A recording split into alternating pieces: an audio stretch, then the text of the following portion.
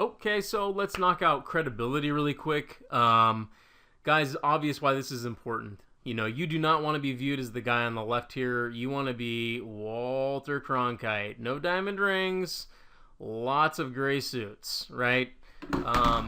Oops. So, when you're talking to somebody and they're comfortable with you now, you've disarmed them, and you guys have a decent amount of rapport. They're comfortable with the fact that you're a decent person and that they can talk to you.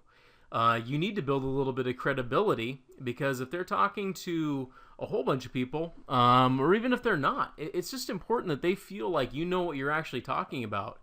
And if you don't, spend some time learning.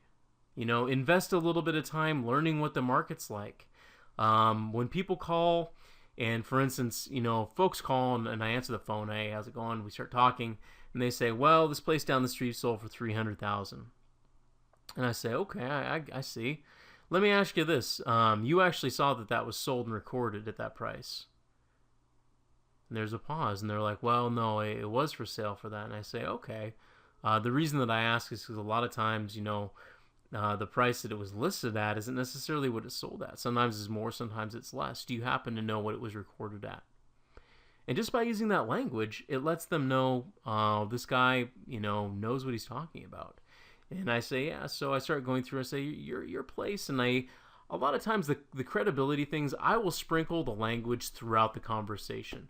And I don't like to talk technical talk to people, because, and I just talked to one of my reps today about this. I don't like to talk technical talk because